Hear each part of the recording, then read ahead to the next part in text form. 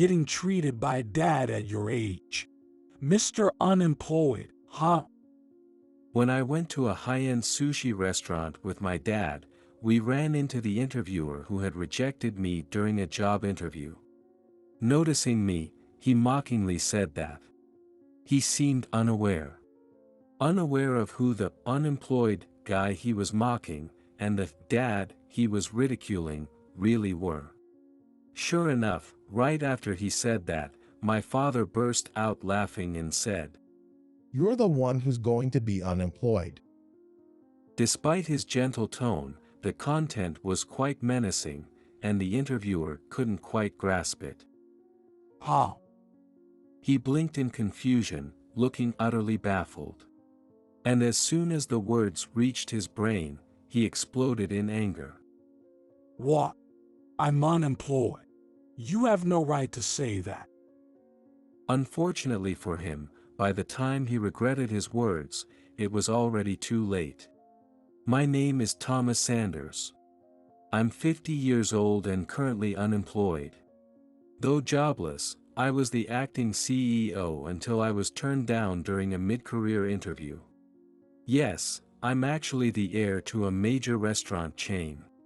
And beside me, seemingly mild-mannered, is my dad, who is none other than the founder and, in essence, retired, but is actually the current chairman. My dad is known in the industry as a pioneer who built a huge restaurant chain from scratch. Starting with a successful ramen stall, he quickly expanded to several locations, turning it into a chain. He personally scouted talented chefs and ventured into French, Italian, and various other cuisines. One of these ventures is this sushi restaurant. Today, we were having a father-son meal combined with a business consultation. Originally, I learned business management at the headquarters of my father's vast chain. My dad, my own flesh and blood, didn't allow me any slack. I started as a regular employee, went around the field, and began by understanding each job from the ground up. Through hard work, I finally earned the position of vice president on my own merits. However, after 30 years with the company, I began to feel unsatisfied. I didn't want to be seen as the boss's son or riding on parental coattails, so I worked tirelessly. After 30 years of relentless effort, I realized I had turned 50. I suddenly stopped and thought, is sitting in this chair really what I wanted to do? When I first joined the company, I was part of the management strategy department, traveling to various locations and learning a lot. Running desperately from store to store, time flew by. I would identify the issues of underperforming stores and intervene. Just by fixing a slightly misplaced button, a store would regain its shine and feel reborn.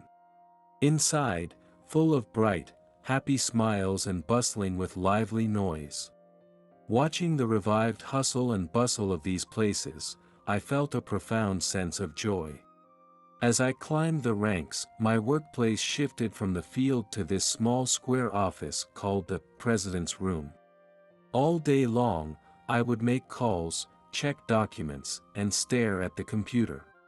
Gradually, I could no longer remember the excitement about work, the feeling of fulfillment when sinking into bed exhausted but satisfied after a hard day. I became unbearably restless. I wanted to return to the field to regain that old sense of purpose. However, for the president of the parent company to meddle in the management strategy of a subsidiary might be confusing on the ground. I wanted to start over as just another individual. Sir, I'm sick of this chair. To regain my field instincts, may I take a leave of absence? You're free anyway, right? It's originally the chair you sat in. Can you keep it warm while I'm away? To this, my dad just grinned. Looking so bored, I wondered when you'd say that. Go ahead, I'll sit here while you're gone.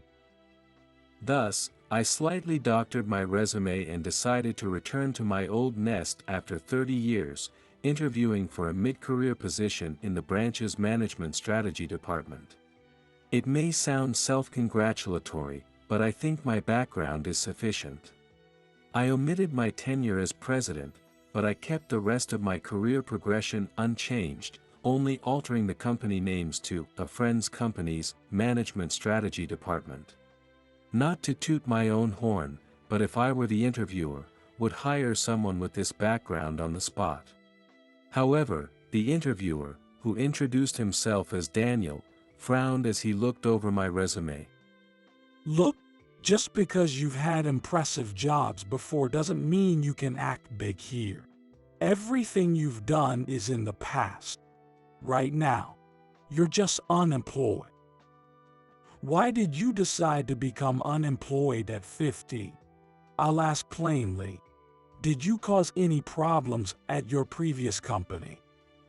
I hadn't expected him to be so skeptical, but I thought his question was fair, and I gave him the answer I had prepared. At my previous company, we mainly dealt with Chinese cuisine.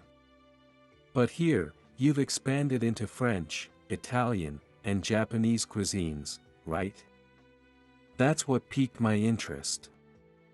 I wanted to try developing strategies for a variety of restaurants, not just Chinese. That's why I decided to resign at 50 and would like to work for your company. Then Daniel said in an astonished tone, You say you resigned, but weren't you actually fired? Otherwise, why would you consider re-employment at your age? We prefer hiring younger people rather than seniors. Hiring an old guy like you would just mean you'd retire soon anyway. I'm still in my 40s. What we want isn't an old but competent worker, but young people we can easily manage. You wouldn't like being bossed around by someone younger, right? I want to hire someone younger who will listen to me well. Then, lowering his voice a bit, Daniel continued. This must be his true feeling. It doesn't matter about skills. I want someone I can use freely as my hands and feet. I don't need someone who thinks too much. Just move as I say, and be a piece that helps boost my performance. So, you're not hired. Maybe you should go back and beg your old company to rehire you, LOL. Well, they'll probably say they don't need you anymore. I couldn't interject a word. To be honest, I was quite disappointed. When did this place go to pot like this? He might indeed be capable of doing his job. Rather, he might be good at using his subordinates like limbs. In fact, since he became a manager, the stores that were struggling with sales have quickly recovered. However, he was someone who couldn't see people as people. He was just using his subordinates as tools for his own ends. No matter how capable you are, this isn't how you cultivate people. If something happened to him, everything he was holding up would crumble. A department that can't cultivate its successors is fatal in a company. I was disillusioned. I could feel my excitement rapidly withering. Actually, I had been looking forward to meeting him. I wondered what someone who could turn around stores like this thought. And how he worked. I had been eagerly anticipating working under him. Seeing me downtrodden, Daniel must have thought I was depressed about failing the interview. Instead of comforting me, he added insult to injury. You should have thought about this before becoming unemployed, old man. Did you really think you'd get in from the start? That's way too overconfident. I don't know about the past, but it's not that easy nowadays. Saying this, he sat on the desk and continued, swinging his legs. If you don't make an effort to protect your position like I do, more capable people are just a nuisance. Knock down the outstanding ones. Keep only those who are useful to you. That's the secret to surviving. Remember that. Without saying a word, I walked away from there. The interview ended disappointingly, but I didn't care anymore. For a different reason than initially intended, I had regained my motivation. While I've been stuck to the desk, the field has completely changed. The numbers we see aren't everything. Now, I must revamp the management strategy department. Not only that, but I should investigate other departments for any signs of decay. We urgently need to set up an audit office at the headquarters. That same day, I called my dad to discuss this matter. It happened at the high-end sushi place. As my dad and I were winding down our talk and starting to enjoy the sushi, I noticed the restaurant was noisier than usual. This place, being a high-end sushi restaurant, is usually frequented by people of certain status. Because of that, the kind of noise and commotion you find in casual eateries is generally absent here. Customers, knowing the drill, quietly enjoy the delicious sushi and sake, exchanging subdued conversations. That's the norm here. However, as if to shatter that calm, a group entered the restaurant loudly, as if they were coming from a party looking for a place to continue their evening. Both my dad and I frowned slightly, displeased. Then, one of the group pointed at me. Hey, you. I looked up, wondering if I knew such a tactless acquaintance, and it was Daniel. You're the unemployed old man who came to my interview today and got rejected. At your age, being treated by daddy, hot, unemployed guy. Well, unemployed. You couldn't afford a place like this, could you? Noticing me, he taunted me in a demeaning way. Probably having had a few drinks earlier, Daniel, with a boozy breath and flushed face, slurred his words as he hassled me. Following him were, presumably, what he referred to as his pawns. Daniel, do you know them? Seeing us, someone tugged at Daniel's sleeve, looking perplexed. Let's go over there. They tried to guide Daniel to the back of the restaurant, but he wouldn't budge. Stopping next to me, he began to demean me cheerfully. This guy came for an interview at our place today. Becoming unemployed at 50. He just assumed he'd get in and quit his old job to come to the interview. How can he be so delusional about his own greatness? Don't become overconfident like this guy. You just need to do as I say without thinking. After saying this to his subordinates, he sneered at me. Hey, Mr. Unemployed. I remained silent. The more he spoke, the more he tightened the noose around his own neck. He was yet to realize. He was mocking me as Mr. Unemployed, and ridiculing my dad as Daddy, not knowing who we really were. Sure enough, right after he said that, my dad burst out laughing and said, You're the one who's going to be unemployed. Daniel seemed unable to catch up with the harsh content hidden behind the soft tone. Huh? Blinking and looking utterly confused. At his almost innocent expression, I couldn't help but laugh. His subordinates were confused by the exchange. They didn't understand, their eyes darting between us and their boss. When the words finally hit Daniel's brain, he shouted in disbelief. What? Me, unemployed? That's a bad joke. And hey, who are you, old man? His face turned even redder with anger. He continued to rant, but my dad, as if having lost all interest in him, ignored his existence completely and savored his sushi. That's just the kind of man my dad is. While he's generous at heart, depending on the person, he can be quick to cut ties. Unfortunately, by the time you realize how formidable we are and start regretting it, it's already too late. In fact, just moments ago, we were discussing Daniel. I had told my dad all about what happened at the interview. I expressed my concerns that if things continued this way, the next generation wouldn't develop and the business would eventually fail, and I argued passionately that I wanted to make internal reforms, not just changes at the store. Daniel was the first target of these reforms. Hey, you've been keeping your emotions in check lately, looking all businesslike, and now you're acting like a young buck. This is a major issue for the company. Do I detect a hint of excitement, or is it just me? My dad chuckled wryly at my unusually fervent speech.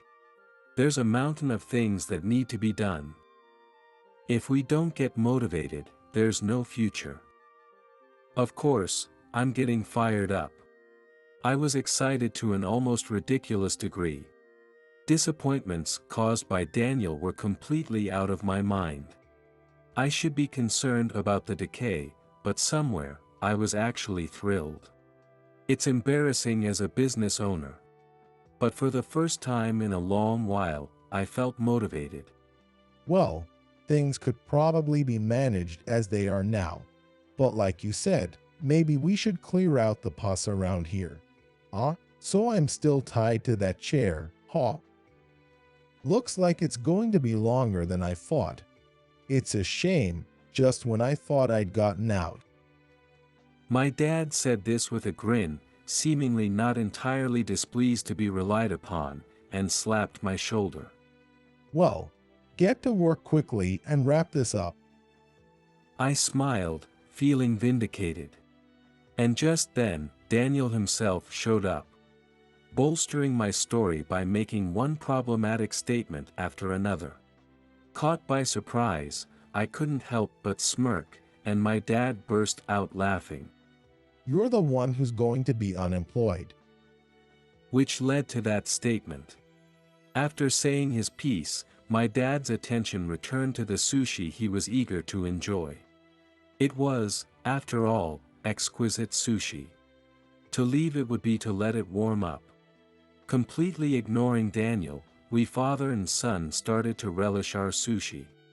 Daniel, who had been ranting, finally snapped and took action. Hey, are you listening? Suddenly, he put his hand on my shoulder. Daniel, what are you doing? Calm down, please. His subordinates hurriedly grabbed Daniel's arm. Unperturbed by the surrounding panic, my dad casually pulled out a business card holder. He thrust one card towards Daniel.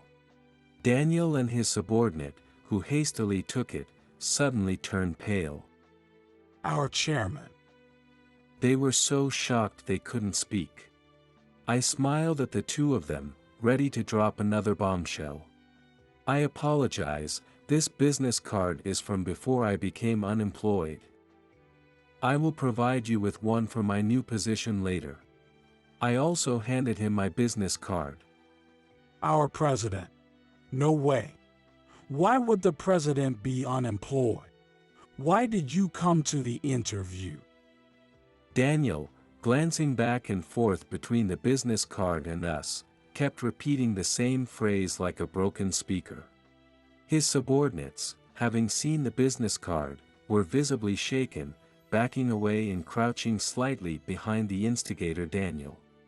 It seems you haven't seen me before as you transferred from another company, Daniel. I've been present at the induction ceremonies, though. With that, his subordinates' eyes widened, as they remembered seeing me at the ceremony. In fact, I was in your department for a while after joining the company. It was very fulfilling and busy, but I enjoyed it every day. Being in the president's office all the time, I suddenly missed the old days and wanted to experience the field atmosphere again. I thought it would be troublesome if I suddenly joined you guys. So, I kept my role as president a secret. I temporarily had the president role handled by the chairman, and now I am unemployed. My resume is true. I did borrow a friend's company name for the employment history, though. Daniel's complexion worsened. He is the type of man who thinks first about boosting his own performance. He must be recalling what he had said and done to me. No matter how much he tries to cover it up, there's no way to make up for what's been said so far. Daniel, my credentials were surely enough for a job change. I don't mean to boast, but as an interviewer, I would have hired me immediately. I have that much experience and achievement. Yet, why did you reject me? I pressed Daniel further. His subordinates listened to the conversation, seemingly puzzled and very interested. You said that competent subordinates are just a nuisance, right? You don't need subordinates who think too much. As long as they act as you say and help improve your performance, that's good enough. The expressions of the subordinates changed. Their faces stiffened as if frozen, and they distanced themselves even more from Daniel. Now, all care and concern for Daniel had vanished from their eyes, clearly displaying disappointment. Look behind you at those guys. They respect you as a supervisor and work hard for you. Can you say the same thing in front of them? Daniel made an embarrassed face. No, I didn't mean it like that. I sharply cut off Daniel's excuses. So what did you mean then? You don't want capable subordinates, just pawns that move as you command. That's why you rejected me, someone you couldn't manipulate as you wished. You didn't hire me because it seemed like I might be more competent than you. If you disagree, say so. Daniel's subordinates nodded significantly at my words. I'd like to hear that too, Daniel. I've always believed that you would trust us more and delegate more responsibilities to us. I even felt inadequate because I thought you were handling everything because we weren't competent enough. Capable subordinates aren't needed? What you wanted was just a pawn. Now, they no longer hid their resentment towards him. In this situation, Daniel had no allies. Avoiding our gaze as if defeated, Daniel weakly retorted. I take responsibility. What's wrong with moving subordinates around as you see fit? I'm the top, I just do as I like. And I am delivering results, so there's no disadvantage to the company.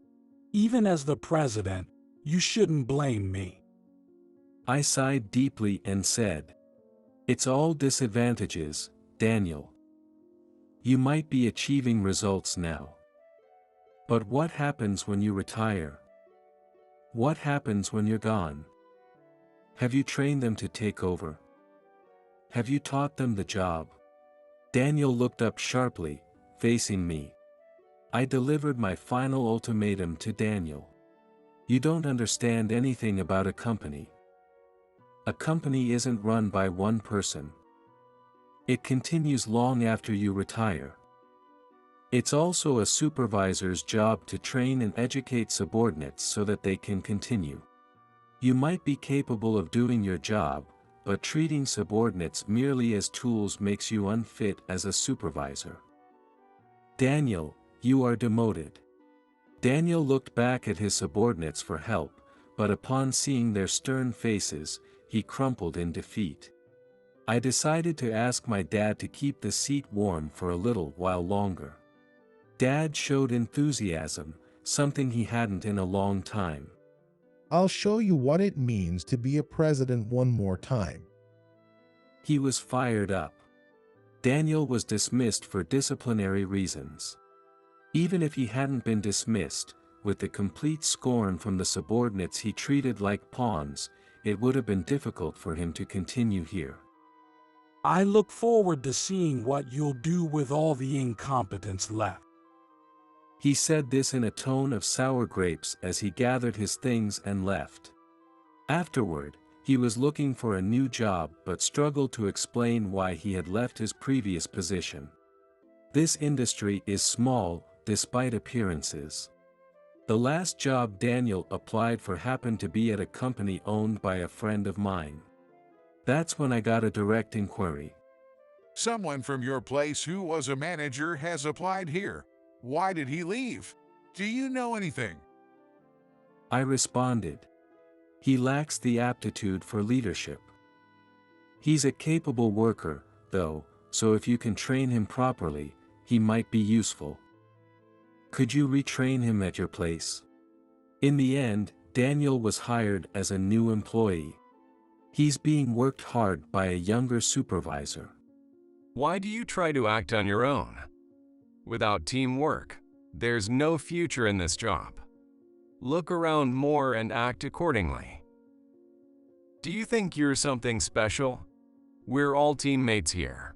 There's no above or below. I don't care about whatever past glories you had. Right now, you're just a newbie. Can't you cooperate and work with everyone?